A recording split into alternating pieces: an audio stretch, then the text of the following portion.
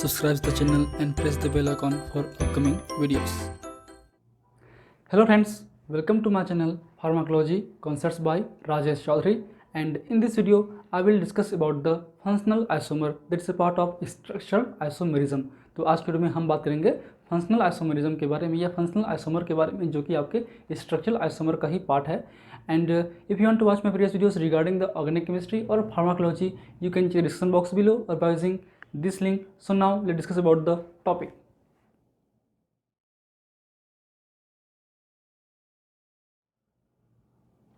So functional isomer means the isomer which have the same molecular formula but differ in the functional group in their main structure. तो बात करें functional isomer की तो बहुत ही छोटा topic है, लेकिन हम इस पे इम्पोर्टेंट एग्जांपल्स कवर करेंगे जो कि आपके जो भी कम्पिटिटिव एग्ज़ाम्स हैं, आपके जीपेट हो, नाइपर हो, गेट हो, CSIR नेट हो या UGC नेट हो या फिर नीट एग्ज़ाम हो, उनमें ये आते हैं. आइसोमरिज्म हम डिटेल में बात कर रहे हैं, केवल थ्योरी बेस को लेकर नहीं चल रहे हैं. तो फंक्शनल आइसोमर को पढ़ने से पहले हम कुछ टॉपिक जो है पॉइंट डिस्कस करेंगे, जिससे आपको एग्जांपल्स या फिर ऑब्जेक्टिव क्वेश्चन सॉल्व करने में हेल्पफुल होगा. तो जैसा कि हम बात करते हैं स्ट्रक्चरल आइसोमर का, तो स्ट्रक्चरल आइसोमर क्या है? मीन्स ऐसे isomer which have the same molecular formula but differ in the structural formula or arrangement of the atoms in the molecule without difference of space. तो स्ट्रक्चरल आइसोमर ऐसे isomer हैं जिनकी molecular formula तो same होती है, but उनके जो structure formula है वो डिफर हो सकती है. उनकी जो एटम की अरेंजमेंट हैं वो डिफर होगी आपके 2D स्ट्रक्चर पे विदाउट एनी स्पेस. अगर बात करें हम लोग 3D स्ट्रक्चर की, तब वो हम स्टीरियोकेमिस्ट्री की बात करेंगे, स्टीरियो आइसोमरिज्म की बात करेंगे. यहाँ तक हमने देख चुके हैं. ठीक है, अब बात करते हैं हम लोग. बेसिकली एक कॉन्सेप्ट है जिससे हम ये समझ सकते हैं कि इस मॉलिक्यूल्स पे, इस कंपाउंड्स पे कितने आपके आइसोमर होंगे या क्या क्या आइसोमर बन सकते हैं. ठीक है, तो उसके लिए फार्मूला है, वो है आपका डबल बॉन्ड इक्विवेलेंट. ये कॉन्सेप्चुअल फार्मूला है. ठीक है, जिसके आपका जो वैल्यू है वो है आपका C-H/2 प्लस N/2 प्लस 1. तो यहाँ पे जो ये आपका C है वो क्या है? Number of carbon atom. इसको आप जरूर नोट कर लीजिए, बहुत इंपॉर्टेंट टॉपिक है. इस टॉपिक से या इस पॉइंट से हम एग्जांपल्स पहले सीखेंगे, फिर बाद में हम पढ़ेंगे फंक्शनल आइसोमर के बारे में. तो जैसे कि आपका एग्जाम्पल ग्रुप में ले लेते हैं पहले C3H6. ठीक है, तो हमने जो बात कर रहे थे एल्केन के बारे में या एल्केन डेरिवेटिव्स के बारे में, जैसे कि आपका एल्किल हैलाइड है या एल्कोहल्स है, उसके बारे में हमने पोजिशनल और चेन आइसोमर में जो एग्जांपल्स हम समझ चुके थे. अब हम बात करते हैं एल्कीन या एल्काइंस के केस में किस तरीके से होगा. उनमें चेन भी होंगे, पोजिशन भी होंगे, बहुत सारे होंगे.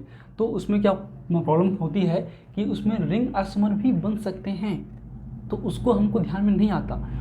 उस चीज़ को डिकोड करने के लिए, उसको समझने के लिए आपका जो डबल बॉन्ड इक्विवेलेंट फार्मूला है वो तैयार किया गया है. इसका वैल्यू है आपका C-H/2 प्लस N/2 प्लस 1. तो C का मतलब क्या होगा? Number of carbon atom present in the molecules. Suppose इसमें कितने हैं? 3 मॉलिक्यूल्स हैं. ठीक है, H/2 तो आप लिख लीजिए पहले. C मतलब होता है आपका नंबर ऑफ कार्बन एटम. ठीक, H का मतलब होता है नंबर ऑफ हाइड्रोजन और हेलोजन एटम. यहाँ पे हेलोजन नहीं है, यहाँ पे केवल जो हाइड्रोजन की वैल्यू पुट होगी. फिर N मतलब होता है नंबर ऑफ नाइट्रोजन एटम. ठीक है, तो ये आपके बेसिक वैल्यूज़ के पॉइंट हैं. अब इसमें कंडीशंस होंगे. ठीक है, अगर ये जो वैल्यू है, ये जो पूरी वैल्यू है, अगर 1 आती है तो इसका मतलब होगा कि उस कंपाउंड्स में या तो एक डबल बॉन्ड हो सकता है और उसमें या फिर उसमें एक रिंग हो सकता है. मतलब आपके नॉर्मल जो चेन आइसोमर्स हैं वो भी बन सकते हैं डबल बॉन्ड के थ्रू, और आपके उसमें रिंग आइसोमर भी बन सकते हैं. ठीक है, सेकेंड है आपका अगर जो DBE जो आपका डबल बॉन्ड इक्विवेलेंट की वैल्यू अगर 2 आती है तो उस कंडीशन में आपके उस कंपाउंड्स में 2 डबल बॉन्ड हो सकते हैं या फिर 2 रिंग हो सकते हैं या फिर 1 डबल बॉन्ड और 1 रिंग हो सकता है या फिर 3 डबल बॉन्ड हो सकते हैं. तो इस तरीके से हम जब आपके एग्जाम्पल सॉल्व करेंगे तब आपको समझ में आएगा कि इसका मतलब क्या है, क्या हम कहना चाह रहे हैं. ठीक है, इसको नोट कर लीजिए. नोट हो गया? चलिए अब बात करते हैं हम एग्जाम्पल की ओर. C3H6 ठीक है। तो ये आपके एल्किन वाले आपके कंपाउंड्स हैं, जिसमें क्या होता है आपका CnH2n, ठीक है। ये आपके एल्किन हैं। तो इसका अगर हम DBE निकालें तो क्या होगा, ठीक है। इसमें कितने कार्बन एटम हैं, 3 कार्बन एटम, 3 माइनस हाइड्रोजन कितने हैं, 6 हैं, तो 6/2 कितना हो गया, 3 प्लस हाइड्रोजन तो है नहीं तो इसकी ज़रूरत नहीं लिखने की, 0 कर दो और प्लस कितना है 1 हो गया। तो आप देखेंगे ये कट गया, ये कट गया, आपका कितना आया आंसर, 1 आया। तो एल्किन वाले कंपाउंड्स में जो आपके ये प्रोपीन है, तो इसके केस में जो है आपके जो DB की जो वैल्यू है 1 आया। इसका मतलब कंडीशन क्या होगा, उसमें या तो आपके डबल बॉन्ड वाले आइसोमर्स होंगे या फिर एक रिंग वाले आइसोमर बन सकते हैं। तो हम अलग करते हैं, एक है आपका चेन टाइप का होगा, एक है आपका होगा रिंग टाइप का, ठीक है। क्योंकि हम इसको भूल जाते हैं आपके आइसोमर को काउंट करने के लिए। तो इस क्वेश्चन से आते हैं कि आपके प्रोपीन पे या C3H6 वाले पे कितने C3H6 मॉलिक्यूल्स में कितने आपके स्ट्रक्चरल आइसोमर बन सकते हैं, how many isomers present, how many structural isomers are found in the C3H6, ठीक है। तो चेन की कोशिश करते हैं। तो चेन जैसे कि आपका 3 है, 1 2 3, ठीक। तो कंडीशन क्या है, एक डबल बॉन्ड हो सकता है, ठीक है, एक डबल बॉन्ड हो सकता है। तो यहाँ पे एक डबल बॉन्ड आप पुट कर दीजिए, ठीक है। हाइड्रोजन को बैलेंस कीजिए, CH3 CH2, ठीक है। आप काउंट कीजिए 1 2 3, C3 हो गया, एक चीज़ क्या है 3 4 2 6 H6। अब इसकी और क्या पॉसिबिलिटीज़ है चेन वाले फॉर्मूला पे, चेन वाले पे, तो आप C C C, तो अगर हम यहाँ कर देंगे तो भी तो वही होगा। ये आपका नंबर 1 2 और 3, तो क्या होगा प्रोपिन, ठीक है, प्रोप 1 इन। तो यहाँ पे करेंगे तो भी तो नंबर यहाँ से स्टार्ट होगा, इस पर द IUPAC रूल, तभी क्या होगा ये प्रोप 1 इन। तो ये आपकी पॉसिबिलिटी नहीं है, ये सेम है। तो आपके इसमें एक हो गया आपका चेन टाइप के आइसोमर। अब रिंग की बात करें तो इसमें 3 आपके कार्बन एटम हैं, जाहिर सी बात है इस तरीके से होगा, ठीक। अब इसको हाइड्रोजन को बैलेंस कीजिए, ठीक है, CH2 और CH2, क्योंकि ऑलरेडी ये जो कार्बन एटम है 2 बॉन्ड से बैलेंस हो चुका है। तो इसकी जो वैलेंसी कितनी होती है 4 होती है, इसलिए इसमें 2 हाइड्रोजन लगेंगे और वैलेंसी को कंप्लीट करने के लिए 4। तो ये CH2 तब भी आप देखेंगे कि आपका जो मॉलिक्यूलर फार्मूला है C3H6 वो कंप्लीट हो चुका है, CH2 CCC3 और 2 + 2 + 2 6 आपके हाइड्रोजन एटम C3H6। तो इसका मतलब ये है कि आपके इस जो C3H6 वाले आपके मॉलिक्यूल्स पे 2 आइसोमर बन सकते हैं, एक है आपका चेन, एक है आपका रिंग, ठीक है। तो एक तरीके से ये आपके रिंग आइसोमर का एग्जाम्पल है। तो हम इसमें रिंग आइसोमर भी समझते चल रहे हैं, साथ में एग्जाम्पल भी कवर करते चल रहे हैं, साथ में आपका जो कॉन्सेप्ट है वो भी क्लियर करते चल रहे हैं। केवल थ्योरी की बात करें तो फंक्शनल आइसोमर में क्या है, the isomer which have the same molecular formula but different the structure functional group present in the main chain. तो वही आपका फंक्शनल आइसोमर है, जैसे कि आपका एल्डिहाइड, कीटोन, अल्कोहल, ईथर। तो वो बहुत इजी है, पर आपको हम जो है ऑब्जेक्टिव बेस पढ़ाने की कोशिश कर रहे हैं, ठीक है। और अगर आप फार्मेसी के स्टूडेंट हैं तो इस चैनल को ज़रूर सब्सक्राइब कर लीजिए, क्योंकि हम फार्माकोलॉजी हो, फार्मास्यूटिकल केमिस्ट्री हो, या फिर ऑर्गेनिक केमिस्ट्री हो, या बाद में मेडिसिनल केमिस्ट्री है, या फिर एनाटॉमिक फिजियोलॉजी है, या फिर आपके पैथोफिजियोलॉजी है, सारे वीडियोस कवर करते हैं, हम करेंगे आगे कंटिन्यू, ठीक है। तो चैनल को जरूर सब्सक्राइब कर लीजिए, अपने फ्रेंड्स से शेयर भी कर लीजिए। तो ये हो गया आपका 2 आइसोमर बनेंगे आपके इस मॉलिक्यूल्स के, means C3H6 have the 2 structural isomer. कितने हो गए 2 स्ट्रक्चरल आइसोमर। क्लियर हो गया, ठीक है। इसको नोट कर लीजिए, नोट हो गया। फिर बात करते हैं नेक्स्ट एग्जाम्पल की ओर, चलिए बात है नेक्स्ट आपका C4H8। C4H8 वाले मॉलिक्यूल्स पे कितने स्ट्रक्चरल आइसोमर बन सकते हैं। तो इसका भी जब DB निकालेंगे तो DB की वैल्यू कितनी आएगी, इसकी वैल्यू भी 1 आएगी, ठीक है। ये जैसे कि आपका C4 है तो 4 8 है, तो 8 माइनस 8/2 कितना हो गया, 4 माइनस 4 प्लस 0 प्लस 1, तो आपकी कितना आएगा आंसर 1 आएगा। तो इसमें भी आपके रिंग स्ट्रक्चर एक हो सकते हैं या फिर इसमें डबल बॉन्ड एक हो सकते हैं। तो हम बात करते हैं पहले चेन वाले की। ये आपका चेन टाइप होगा, इधर आपके रिंग टाइप होंगे, ठीक है। तो चेन के केस की बात करें, जाहिर सी बात है सिंपल चेन थ्रू होगा, तो आपका ये 4 कार्बन एटम है, तो 1 2 3 और 4। इसमें हाइड्रोजन को बैलेंस करने की ज़रूरत नहीं है, आप घर में कर सकते हैं आराम से बैठ के, क्योंकि आपका बैलेंस होगा ही। अब इसमें हम एक यहाँ पे लगा सकते हैं, तो क्या हो गया आपका 1 2 3 4, मतलब नंबरिंग जो यहाँ से होगा स्टार्ट 1 2 3 4, तो क्या होगा ब्यूटिन, ब्यूट 1 इन, ठीक है। या फिर ये हो गया कंपाउंड नंबर 1 बी,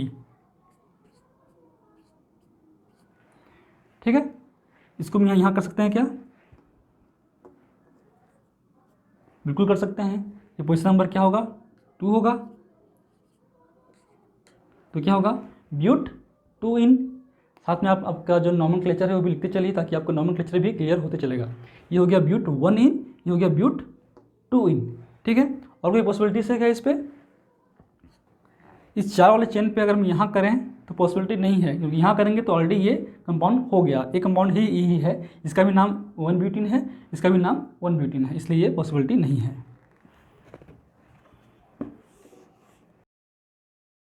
चेन को हम छोटा कर लेते हैं, 4 कार्बन से 3 कार्बन कर लेंगे, तो यहाँ लगाएंगे तो भी मतलब नहीं है, वो चेन स्ट्रेट ही होगा, तो हम इसको यहाँ पे लगा देते हैं इस तरीके से। अब इस पे एक जगह पे हम डबल बॉन्ड लगा सकते हैं, ठीक है। हम यहाँ लगाएं या यहाँ लगाएं, बात एक ही है, ठीक है। तो कहाँ पे लगाएंगे हम लोग, कहीं आप पुट कर दीजिए, इस तरीके से हो गया।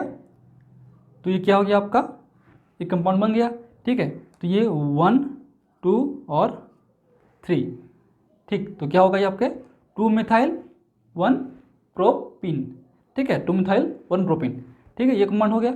अगर हम इसको यहाँ से भी यहाँ कर देंगे तो नॉमेनक्लेचर भी क्या होगा, सेम ही होगा, 1 2 3 2 मिथाइल 1 प्रोपिन, ठीक है। यहाँ कर देंगे तो भी ये नंबरिंग 1 2 3 होगा, तब भी क्या होगा 2 मिथाइल 1 प्रोपिन, इसलिए ये कंपाउंड हो गया नंबर सी। और क्या पॉसिबिलिटीज है इस पे, 3 पे नहीं है। तो ये आपके चेन के हो गए कितने, 3 हो गए। अब आते हैं रिंग वाले फार्मूला पे। तो रिंग वाले फार्मूला पे जैसे कि 4 है, तो क्या हम इस तरीके से कर सकते हैं क्या, सी सी सी सी और सी, इस तरीके से। ये क्या आपका साइक्लोब्यूटेन, ठीक है। हाइड्रोजन बैलेंस करने की कोशिश करेंगे तो कर सकते हैं, हाइड्रोजन बैलेंस ही होगा, CH2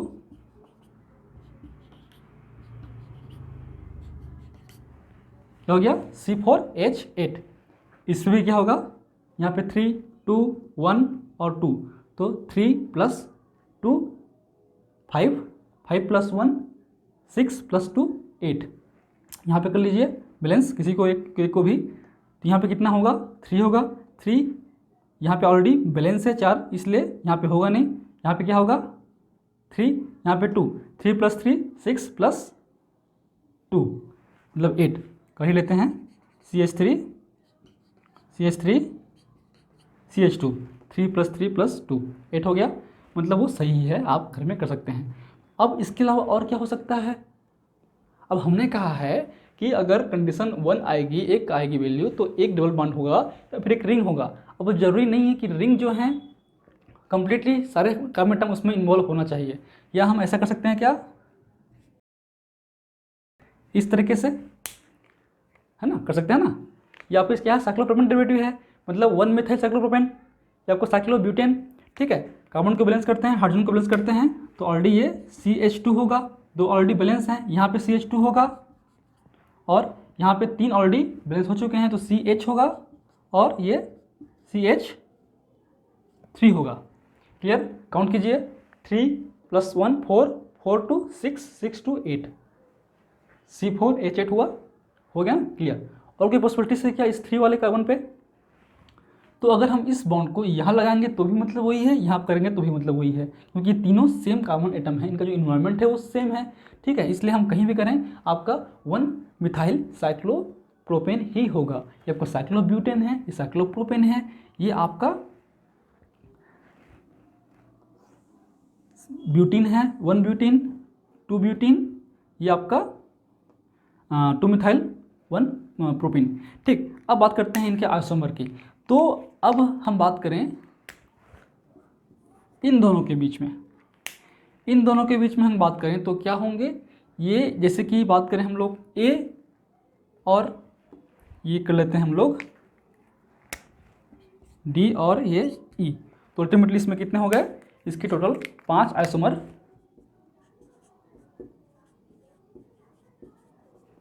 बनेंगे। क्लियर है। तो अब क्वेश्चन ये है कि ए और बी के बीच में कौन सा आइसोमर है, ए और बी, ठीक, कौन सा आइसोमर है।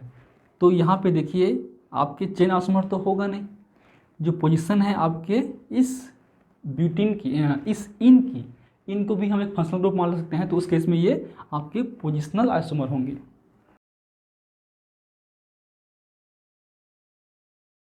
ए और सी की बात करें या बी और सी की बात करें, ठीक है, तो इन दोनों पे कितने कार्बन एटम हैं, 4 कार्बन एटम हैं। इनमें कितने हैं, 1 2 3 हैं। तो इनका जो नंबर ऑफ लेंथ है कार्बन एटम का वो डिफर है, इसलिए इसमें चेन आइसोमर होगा। आप प्रेफरेंस ऑर्डर भी याद रखिए, RTFMCP, RTFMCP, ring isomer, tautomer, functional isomer, metamers, chain, फिर पोजीशन। तो इस केस में जो पोजीशन होगा क्योंकि चेन सेम है, अगर चेन डिफरेंस होता है तो चेन होगा। अब बात करते हैं हम लोग ए और सी की या बी और सी की, तो जाहिर सी बात है इसकी बात करें तो इस पे जो है ये 4 कार्बन एटम हैं, ये 4 हैं, ये 3 हैं, तो ए और सी और बी सी क्या होंगे, चेन होंगे।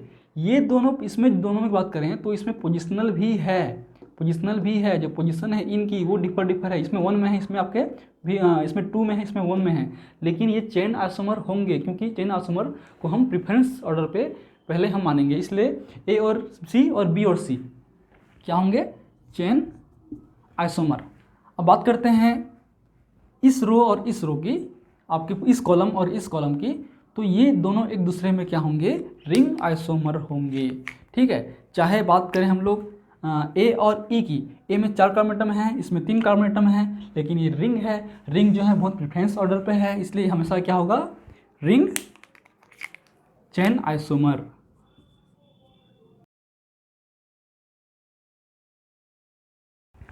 क्लियर, ठीक है। तो ये आपके कॉन्सेप्ट हैं आपके C4H8 को लेकर। अब बात करेंगे लास्ट है, ये हमने एक कंडीशन देख लिया, एक वाले पे, दोनों पे एक था, हम देखते हैं अब 2 वाले कंडीशन पे। अगर वैल्यू जो है Db2 आएगा तो किस तरीके से उसका हम आइसोमर बनाएंगे, तो इसको भी नोट कर लीजिए, फिर हम बात करते हैं 2 वाले कंडीशन को लेकर।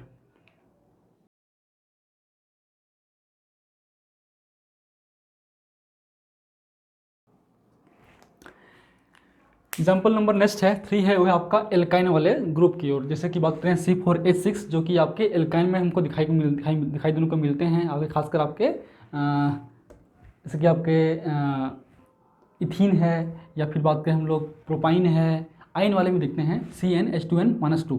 तो इसकी बात करें तो इसमें जो Dbe है वो हमेशा 2 आएगा आपके एल्काइन वाले ग्रुप पे। ठीक है, कैसे की बात करें हम लोग इसकी Dbe निकालते हैं तो C कितना है, 4 है, 4 माइनस H कितना है, 6 है, 6/2 कितना हो गया, 3 हो गया ना, प्लस N कितना है, 0 है, आपके +1, 0 + 1, तो इसको आप सॉल्व करोगे तो कितना होगा, 2 होगा। तो 2 होगा, इसका मतलब क्या होगा, 2 रिंग हो सकते हैं, मतलब रिंग हो सकते हैं, आपके बॉन्ड 2 बॉन्ड हो सकते हैं, या फिर आपके एक बॉन्ड एक रिंग हो सकता है उस एटम कंपाउंड पे, या फिर आपके एक ट्रिपल बॉन्ड हो सकता है। तो पहले हम बात करते हैं 1 बाय 1, पहले हम बात करते हैं चेन और रिंग की। तो एक तरफ हम चेन कर लेते हैं, चेन आइसोमर को लेकर कि चेन में क्या क्या डिफरेंट हो सकते हैं और आपके रिंग में क्या क्या बन सकते हैं। ठीक है, तो बात करते हैं कंपाउंड नंबर 1 की। तो जाहिर सी बात है, सिंपल सा है, C4 है, तो आप C4 आप पहले तो पुट कर दीजिए। अब एक सी वाले केस में आपके क्या है, 2 डबल बॉन्ड हो सकते हैं या फिर एक डबल बॉन्ड हो सकते हैं। तो अगर हम इस तरीके से करें, पहला केस है ना, तो क्या होगा, आप बैलेंस कीजिए इसमें 3, यहाँ पे कितना होगा H, यहाँ पे चारों बैलेंस हो चुके हैं, यहाँ पे H2, तो 1 2 3 4 कार्बन एटम, 6 3 + 1 4 + 2 6 हो गया आपका हाइड्रोजन एटम। तो ये हो गया C4H6। तो वैसा हो सकता है। क्लियर। अब इस डबल बॉन्ड वाले में, एक डबल बॉन्ड वाले में और क्या क्या पॉसिबिलिटीज़ हैं, सॉरी 2 डबल बॉन्ड वाले में क्या क्या पॉसिबिलिटीज़ हैं। तो 2 डबल बॉन्ड हो गया ये वाला, ठीक है। अब B है C C C और C, ये हो गए 4 कार्बन एटम। क्या हम डबल बॉन्ड को इस तरीके से प्लेस कर सकते हैं क्या, एक यहाँ और एक यहाँ, बिल्कुल कर सकते हैं। ये भी क्या होगा, ये होगा 1 2 डाइब्यूटिन, ये क्या होगा 1 और 3 डाइब्यूटिन। ठीक, क्लियर है। इस तरह से हम कर सकते हैं। इसका भी बैलेंस कीजिए, तो यहाँ पे होगा CH2 CH CH CH2, 2 + 1 3, एक 4 और 2 6, C4H6 हो गया। अब पॉसिबिलिटी और है क्या इस पे, अगर हम डबल बॉन्ड वाले केस में हमको 2 रखना है डबल बॉन्ड, तो हमने यहाँ रखा और यहाँ रखा, एक यहाँ रखा और यहाँ रखा। अगर हम यहाँ रखेंगे तो बात एक ही है, ये होगा। ठीक है, तो और पॉसिबिलिटी इसमें नहीं है। अब आते हैं हम लोग, चेन को हम चेंज कर दें तो क्या उसमें पॉसिबिलिटीज़ है। तो पहले तो हम ट्रिपल बॉन्ड लगा देते हैं, पहले 1 2 3 4।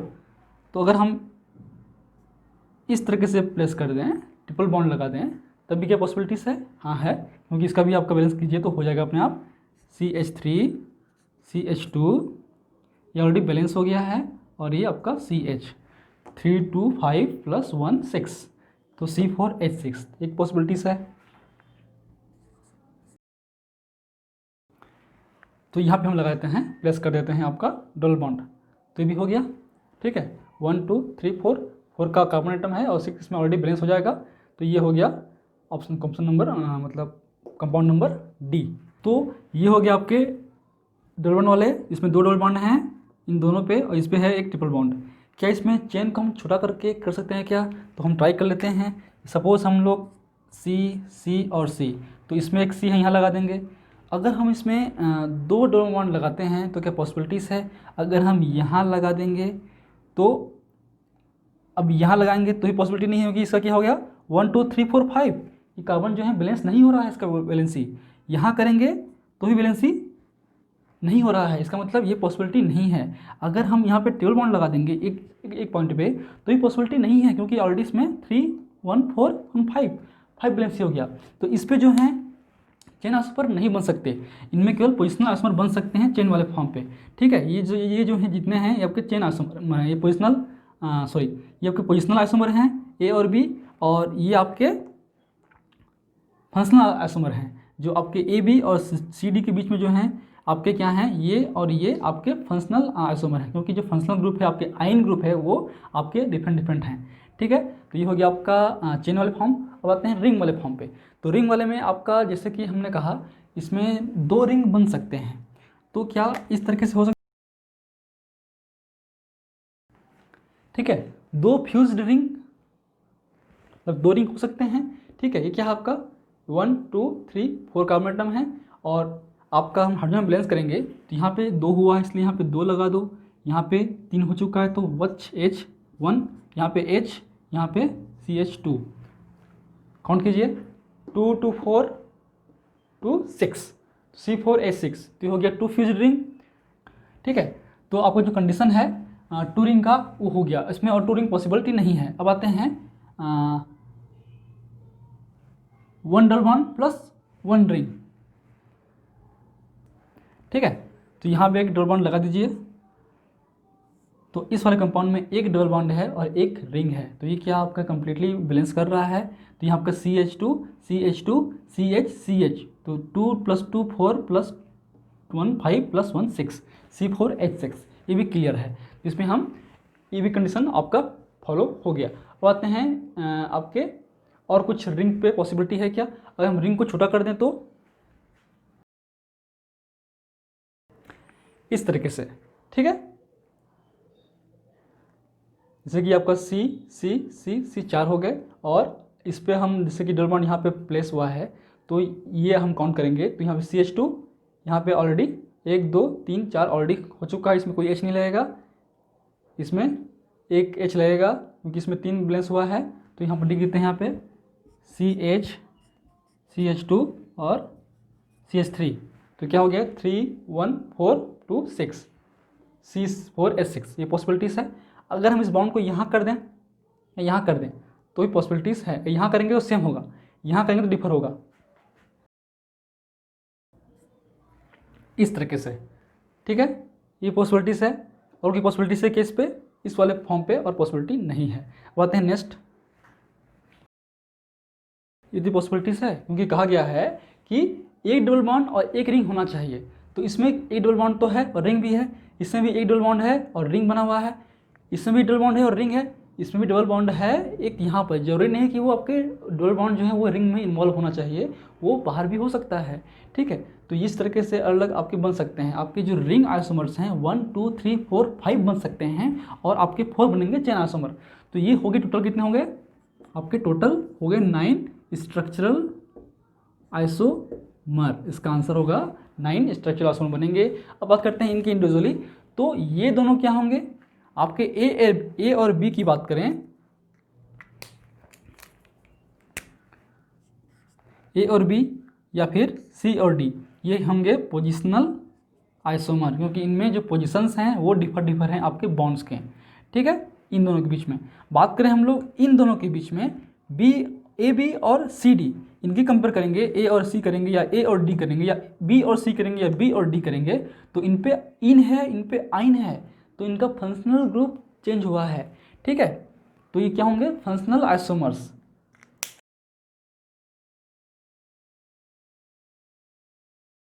और अगर हम यहाँ कंपेयर करेंगे इन दोनों के बीच में, तो क्या होंगे? Ring chain isomer. क्लियर है? क्लियर? ये हो गया आपका ऑप्शन ऑब्जेक्टिव नंबर या फिर एग्जाम्पल नंबर 3। तो यहाँ से हम समझ गए कुछ इंपॉर्टेंट पॉइंट्स को। अब आते हैं हम लोग फंक्शनल ग्रुप या फंक्शनल आइसोमर को। तो फंक्शनल आइसोमर में क्या चीज़ें इंपॉर्टेंट हैं हम भी उसको डिस्कस करते हैं विथ एग्जाम्पल। ये एग्जाम्पल सॉल्व करना बहुत जरूरी है आपके ऑब्जेक्टिव सॉल्व करने के लिए, ठीक है। तो ये नोट कर लीजिए, फिर बात करते हैं फंक्शनल आइसोमर को। हो गया? चलिए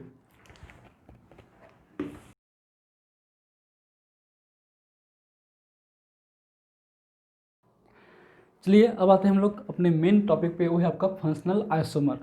फंक्शनल आइसोमर की खास बात ये है कि ये जो भी एक तरीके से स्ट्रक्चरल आइसोमर है, और इनमें भी जो मॉलिक्यूलर फार्मूला है वो सेम होगा, बट स्ट्रक्चरल फार्मूला डिफर होगा। खासकर आपके जो फंक्शनल ग्रुप हैं वो डिफर होंगे। चेन भले एक हो सकता है, लेकिन जो फंक्शनल ग्रुप है वो डिफर होगा, उनको बोलते हैं हम लोग फंक्शनल आइसोमर। जैसे कि बात करें मोस्ट प्रॉपर्ली एग्जांपल की, तो है आपका एल्कोहल और ईथर। एल्कोहल और ईथर एक तरीके से आइसोमर हैं या आपके फंक्शनल आइसोमर हैं। तो क्वेश्चन से भी आ सकते हैं कि एल्कोहल और ईथर कौन से आइसोमर हैं, तो मेनली आपके क्या हैं? Functional isomer. लेकिन बात करें हम लोग एग्जाम्पल के रूप में आएगा अगर डिटेल में, तो उनमें फंक्शनल, पोजिशनल, चेन, रिंग कुछ भी हो सकता है इस प्रेफरेंस ऑर्डर को लेकर। बात करते हैं हम लोग एग्जाम्पल की, तो हम बात करेंगे 3 एग्जाम्पल को लेकर। तो पहला है आपका अल्कोहल और ईथर। इनका जो मेन फार्मूला होगा वो क्या होगा? वो होता है CnH2n+2O, ठीक है, इस तरीके से C2H6O, ठीक है।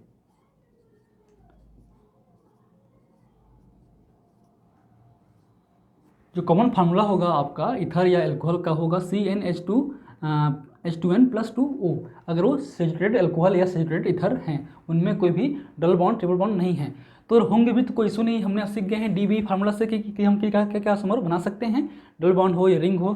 तो अगर हम बात करते हैं इसकी, तो इस कंपाउंड का DB कितना होगा? अगर हम DB निकालें, तो जिस तरह से एल्केन वाले ग्रुप में DB 0 आएगा, 0 आएगा मतलब क्या होगा? क्योंकि जो DB 0 आता है इसका मतलब उसमें कोई भी रिंग या फिर आपके डबल बॉन्ड प्रेजेंट नहीं होंगे, वो स्ट्रेट चेन ही होंगे, ठीक है। क्लियर है? इसका हम निकालेंगे तो 2 क्या होगा इसका 2 माइनस H/2, तो क्या होगा 3/2 आपका 3 होगा, प्लस 0 प्लस 1, तो क्या होगा आंसर, आंसर क्या होगा 0 होगा। ठीक है, ये -1 +1 कट गया, आपका 0 आ गया। तो इस कंडीशन में इनके कोई भी रिंग नहीं होगा, ना कोई भी आपका डबल बॉन्ड नहीं होगा, मतलब सिंपल स्ट्रेट चेन ही होंगे। अब देखते हैं यहाँ से बात है एल्कोहल ईथर का एग्जांपल है, इसमें क्या बनेंगे आपके, एक बनेंगे एल्कोहल और एक बनेंगे ether, and both are the functional isomers.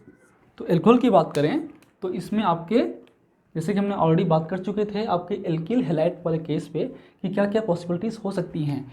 तो C2H6 है, तो 2 ही कार्बन एटम है,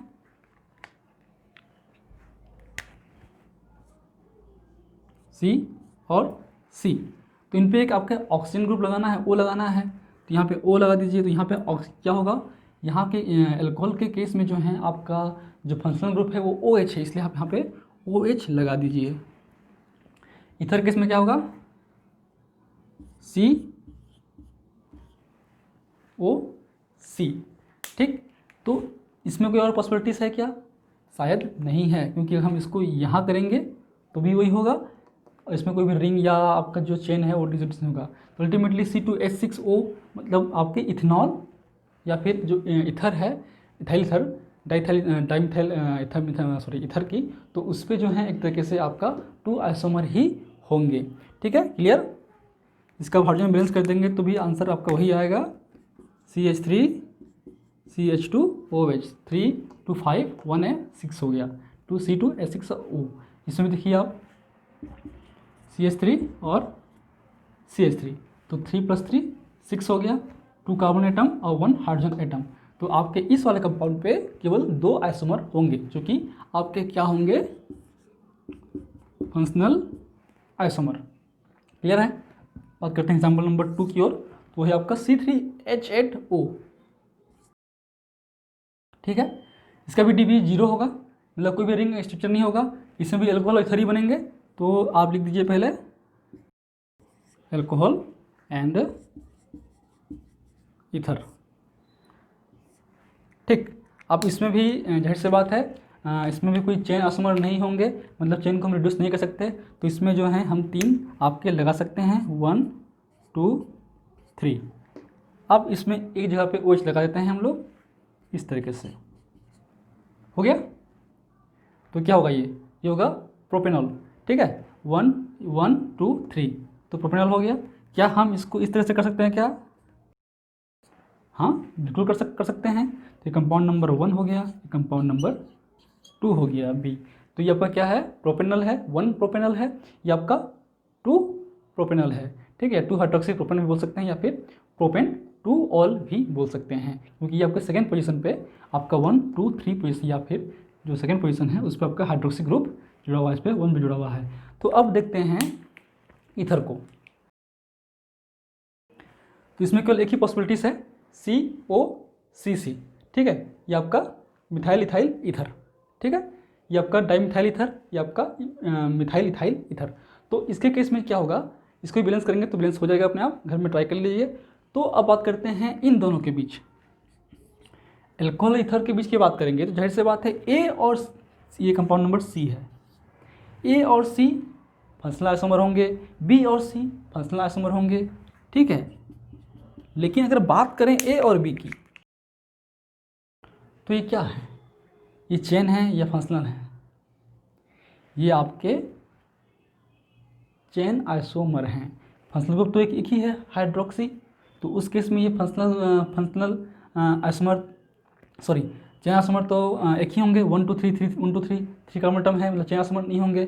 फंक्शनल ग्रुप जो हैं वो भी एक ही हैं आपके, हाइड्रोक्सी और हाइड्रोक्सी, तो ये आपके ये पोजिशनल आइसोमर हैं। ठीक है, ये क्या होंगे, पोजिशनल आइसोमर, क्योंकि इनकी जो पोजीशन है फंक्शनल ग्रुप की वो डिफर है। तो अगर फंक्शनल ग्रुप चेंज होगा तो फंक्शनल आइसोमर है, लेकिन फंक्शनल ग्रुप की जो पोजीशन है वो डिफरेंस होंगी तो वह पोजिशनल आइसोमर है। चेन की लेंथ डिफरेंस होंगी तो वो चेन आइसोमर होगा, इस पर द डिफरेंस ऑर्डर। ठीक है, अब इसमें देखिए, इसमें भी 2 कार्बन एटम हैं, इसमें 4 3 कार्बन एटम हैं, तो क्या हम इसको चेन बोल सकते हैं क्या, लेकिन देखिए आप चेन आइसोमर जो है वो फंक्शनल आइसोमर से बाद में है, तो पहले हम फंक्शनल आइसोमर को प्रीफर करेंगे। तो इनके बीच में चेन आइसोमर तो दिखाई दे रहा है, लेकिन फंक्शनल आइसोमर प्रीफरली होता है, प्रेफरेंस ऑर्डर में पहले आते हैं, इसलिए हम इसको फंक्शनल आइसोमर बोल सकते हैं। तो हो गया आपका एग्जाम्पल नंबर 2। अब आते हैं लास्ट एग्जाम्पल की ओर, वो होगा C4H10O। ठीक है, इसको नोट कर लीजिए। हो गया, चलिए तो बात है हम लोग एग्जाम्पल नंबर 3 की ओर, आपका C4H10O। ये भी आपके एल्कोहल ईथर बनेंगे, इसमें भी DBE 0 होगा, मतलब कोई भी रिंग आपका नहीं होगा। तो इसमें भी चेन आइसोमर्स बन सकते हैं। तो आपकी एल्कोहल की बात करें तो एल्कोहल की हम बात करते हैं पहले।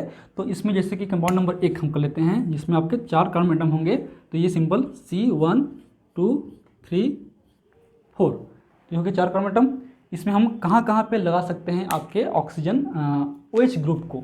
ठीक है, जाहिर सी बात है जी, ये पोजीशन X, ये X और ये Y और ये Y, मतलब 2 जगह पे हम प्लेस कर सकते हैं आपके हाइड्रोजन हाइड्रोक्सी ग्रुप को। एक इस पॉइंट पे, या तो यहाँ या तो यहाँ, क्योंकि दोनों सेम है, या फिर यहाँ या यहाँ, दोनों सेम है।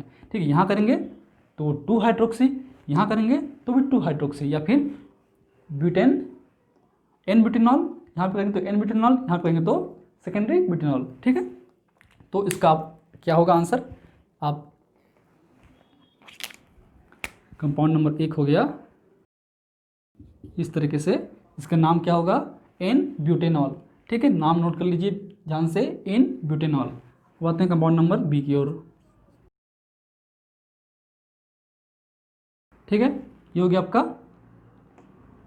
2 ब्यूटेनॉल, या फिर इसको हम बोल सकते हैं, क्या बोलेंगे इसको, सेकेंडरी ब्यूटाइल एल्कोहल। ये आपका ब्यूटाइल एल्कोहल है, N ब्यूटाइल एल्कोहल है। अगर बात करें कॉमन नेम की, तो ये आपके स्टेट चेन पे हैं, इसलिए आपके N ब्यूटाइल एल्कोहल। ये जो हाइड्रोक्सी ग्रुप है आपके सेकेंडरी कार्बन एटम पे जुड़ा हुआ है, इसलिए हम बोल सकते हैं सेकेंडरी ब्यूटाइल एल्कोहल। ठीक है, अब आते हैं, इसमें कोई ऑप्शन नहीं है 4 वाले में। अब आते हैं चेन को हम लेंथ को छोटा कर देते हैं, तो क्या होगा आपका, क्योंकि ब्यूटेन ग्रुप से ब्यूटाइल ग्रुप से आपका चेन भी हम चेंज कर सकते हैं। ठीक है, तो ये होगा ऑप्शन नंबर C, इस तरीके से कर सकते हैं। ठीक है, अब इस पे देखिए पोजीशन क्या क्या डिफरेंट है। ये आपका पोजीशन X और X, ये तीनों सेम है, और ये Y ये अलग है। तो इन तीनों पर रखेंगे तो एक ही होगा, इस पर रखेंगे देखिएगा, तो इस पर भी 2 पॉसिबिलिटीज़ है। इसको हम डाल देते हैं, पहला पॉसिबिलिटीज़। ठीक, तो हो गया यहाँ पे एक, यहाँ पे एक। अब इनके नाम देखिए, ये क्या होगा, ये आइसोब्यूटाइल एल्कोहल। क्या होंगे, आइसोब्यूटाइल एल्कोहल, इनका कॉमन नेम। आइसो क्यों हुआ, हमने कहा था कि पोजीशन नंबर सेकेंड पे आपके, पोजीशन नंबर सेकेंड पे मिथाइल ग्रुप होता है, उसके अपोजिट डायरेक्शन पे आपके फंक्शनल ग्रुप होना चाहिए, चाहे इधर इधर, तो दोनों में सेम जगह होगा। अगर आपका यहाँ पे ऐसा होता तो शायद ये आइसो नहीं होता।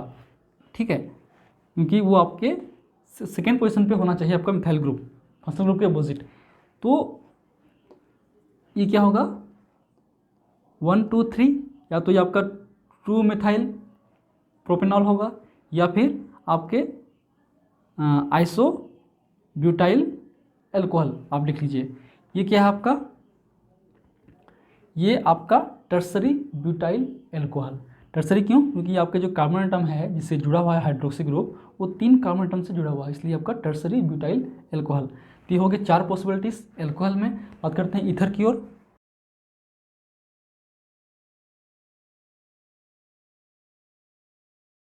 ठीक, तो इसमें आपके ईथर में 3 पॉसिबिलिटीज़ हैं। ठीक है, दैट्स बात बहुत ईजी है। आप ईथर में क्या होते हैं, 2 तरफ आपके एल्काइल ग्रुप होते हैं, बीच में होता है ऑक्सीजन होता है। तो ऑक्सीजन के 4 होना चाहिए आपके, कितना कार्बन एटम, तो इधर की तरफ 3, एक तरफ 1 कर दिए, 4 हो गया। इसमें 2 तरफ 2 कर दिए तो 4 हो गया। इसमें हम ऐसा भी कर सकते हैं, ठीक है, हम इसमें इस तरह से लगा सकते हैं, ये भी हो गया। तो ये आपकी 3 पॉसिबिलिटीज़ हैं ईथर की। कि आपका क्या है, प्रोपाइल इथाइल प्रोपाइल ईथर, या आपका डाइलथाइल ईथर, या आपका आइसोप्रोपाइल मिथाइल ईथर भी बोल सकते हैं। ठीक है, वो छोड़िए, नाम को छोड़िए भी। अब समझते हैं कि कौन सा आइसोमर क्या है। तो बात करते हैं हम लोग ग्रुप वाइज। तो इन दोनों के बीच की बात करें, इन दोनों के बीच की बात करें तो क्या होंगे, इन दोनों के बीच की बात करेंगे तो ये क्या होंगे, फंक्शनल आइसोमर, क्योंकि ये एल्कोहल और ईथर है। ठीक है, इन दोनों के बीच की बात करें ए और बी और सी और डी की, तो जाहिर से बात है जो चेन जो लेंथ है वो सेम है, मतलब चेन नहीं होंगे, फंक्शनल भी सेम है, फंक्शनल नहीं होंगे, लेकिन जो पोजीशन है फंक्शनल ग्रुप की वो डिफरेंट डिफरेंट पे हैं। ये पोजीशन नंबर 1 पे है, ये 1 पे है, ये 2 पे है, इसलिए क्या होंगे ये पोजिशनल आइसोमर इस दोनों के केस में, ठीक है। लेकिन अगर बात करें हम लोग इस ए बी और सी डी और इनके बीच की, तो इनमें दोनों में की बात करें तो चेन डिफरेंसेस हैं, चेन का जो लेंथ है वो डिफर, इसलिए क्या होगा ये चेन आइसोमर, ठीक है। अब बात करते हैं इन पे, अब आते हैं मेन पॉइंट पे, ठीक। अब देखेंगे आप कि इसकी बात करें या फिर हम इसकी बात कर लेते हैं पहले। तो इसकी बात करेंगे ई और एफ की। तो जो फंक्शनल ग्रुप है आपका ऑक्सीजन, उस ऑक्सीजन के दोनों तरफ की जो एल्काइल ग्रुप का चेन का जो लेंथ है वो डिफर है। वो डिफर होंगे तो क्या होंगे, फंक्शनल ग्रुप तो सेम है, ये होंगे मेटामर्स। ये क्या होंगे मेटामर्स। मेटामर्स का क्या खूबी है कि मॉलिक्यूलर फॉर्मूला सेम होगा, लेकिन फंक्शनल ग्रुप के दोनों तरफ की जो एल्काइल साइड चेन है उन चेन की लेंथ डिफर होगी। इस पर कितने हैं, इसमें आपके 1 हैं, इस तरफ कितने हैं 3 हैं, तो इसमें सॉरी अब इसमें कितने हैं 2, इसमें आपके 2, तो डिफरेंस है ना, ठीक। ये हो गए। अब बात करते हैं ई और ये क्या हो गए आपके, these are the metamers isomer. बात करते हैं ई और जी की। तो इसके केस में भी आपके एक तरफ 1 है, एक तरफ 3 है, एक तरफ 1 है, एक तरफ 3 है, तो एक मेटामर्स हैं, मेटामर्स नहीं हैं, क्योंकि दोनों तरफ जो हैं सिमिलर हैं, ठीक है। तो ये आपके चेन आइसोमर हो सकते हैं।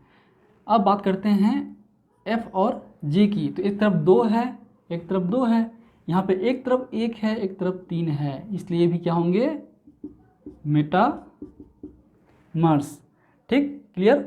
तो ये हो गए basic concept about the functional isomer and the metamers. आप मेटामर्स भी समझ गए। अब इसके नेक्स्ट क्लास में हम डिटेल में समझेंगे मेटामर्स के और कुछ एग्जांपल को लेकर, ठीक है। सो ये हो गया आपका basic detail of the alcohol and ether और फंक्शनल आइसोमर। तो इसमें आपने फंक्शनल आइसोमर भी समझ लिया, पोजिशनल आइसोमर भी समझ लिया, चेन आइसोमर भी समझ लिया, आपके मेटामर्स भी समझ लिया। तो एक एग्जाम्पल से आपके 1, 2, 3 और 4 आइसोमर आपके कॉन्सेप्ट क्लियर हुए हैं। इसके कुल कितने आइसोमर बनेंगे, इस ग्रुप के 4 और 3 7, तो कितने होंगे total 7 isomer. So these are the basic details about the functional isomer, and if you like my videos, please press the like button, share with your friend, and any feedback please comment on the comment section. That motivates me for the upcoming videos. In last, thank you, keep watching.